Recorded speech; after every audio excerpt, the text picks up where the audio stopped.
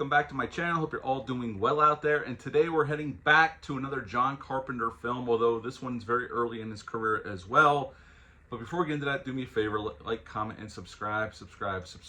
I greatly would appreciate that. Also, it's always a shameless plug for my TeePublic store. I have a link for that in the description box below. And today we're going back to 1978, not for Halloween though, for his TV movie, Someone's Watching Me. Someone's Watching Me aired on NBC November 29th of 1978. It's an hour and 37 minutes long. John Carpenter wrote and directed this film, although he did intend it to be a theatrical film, although he got a deal to just make this as a TV movie. He was, obviously, Halloween came out the same year. Right after this, he would do another TV movie, his first time teaming with Kurt Russell on Elvis in 1979. Obviously, 1980s, The Fog, Escape from New York, The Thing, so on and so forth.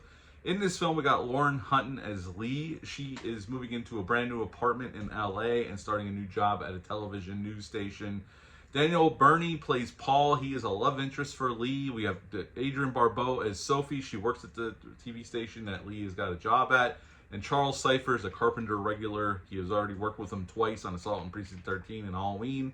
And he came in on this one to play Gary Hunt. He is a police detective with the Los Angeles Police Department. And Len Lesser plays a character in this film. The only reason I bring him up is he was Uncle Leo on Seinfeld. Now, Someone's Watching Me is pretty much Carpenter doing Hitchcock. It's just a suspense film. Obviously, this was a TV movie, so it's not gory at all. Although there is some violence, but it's TV violence, so if you know what I'm talking about. But basically, Lee moves into this brand new apartment in LA. Somebody had lived in that before her and got moved out. And they were being harassed as well, as we get this brief introduction scene right at the beginning of the film. And then we're introduced to Lee, get to know Lee a little bit, and she moves in, and pretty soon she starts getting phone calls and letters and all kinds of stuff starts happening, like little gifts get dropped off, so she knows somebody's watching her. She meets Paul, he becomes invested in this, they go to the cops, played by Charles Cypher, is the main cop in this film. They don't have enough evidence. Finally, Lee tracks down to it's coming from the building across the street, and the guy is sneaking into an apartment for a gentleman who's on traveling. He's been away for several months, and things start ratcheting up. Sophie gets killed towards the end of the film, and we get one final battle royale between the guy who's the killer and the peeping Tom and Lee stabs him in the back with a piece of glass. He goes over the balcony, and that's the end of Someone's Watching Me. So what to like about this film? Well, the cast is great here. Lauren Hutton plays a great lead here. Everybody else across the board's great. Everybody's great. Carpenter's always great with casting his films, and this is no different here. Carpenter, I mean, this is a TV movie. He had already done Halloween, Assault on Precinct 13, Dark Star. You could tell, I mean, Carpenter had the sauce, and it only got better after this with, you know, The Fog and 80. I've never seen Elvis, honestly. I'd like to see that because I love Carpenter and Kurt Russell collabs, so I'd like to check that out, but I've never seen Elvis. And I think that he does ratchet up the suspense here. Now, the only thing I'll complain about this film is Carpenter did not do the score. And you could tell this is definitely a TV movie score. And I think this movie would have benefited from a John Carpenter score. But, you know, Carpenter didn't have as much control as he probably normally would have, considering this was a TV movie and they shot a lot of this on the back lot at Warner Brothers. So I'm sure there was a lot of executives on set all the time. But for what it is, it's a nice little suspenseful thriller that's well handled by Carpenter.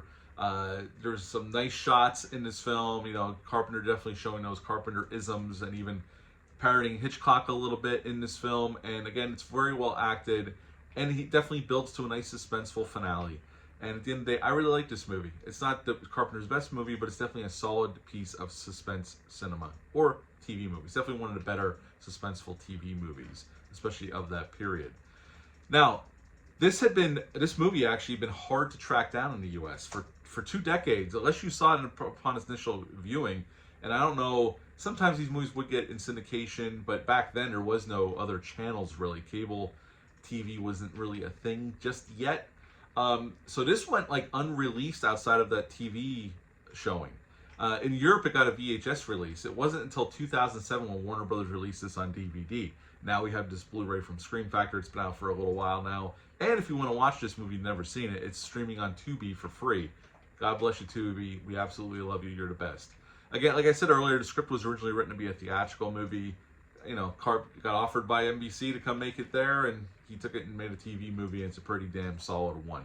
when Lee's talking to herself, getting herself ready for her interview for her job, she mentioned when she's trying, just trying to rehearse the script that she's going to tell the interviewee, she says how she was born in Carthage, New York, and that's actually the birthplace of John Carpenter. So I thought that was pretty cool. And like I said, this was mostly filmed on the back lot at Warner Brothers and on sets. There was a little bit of location shooting. There's an interview on this with Charles Cyphers, and he said they may have done 1 or 2 days of on location shooting, but it was most of 5% of this movie was shot in the back lot at Warner Brothers. But at the end of the day, this is a really solid John Carpenter movie. Not his best, but you could definitely see where John Carpenter was going.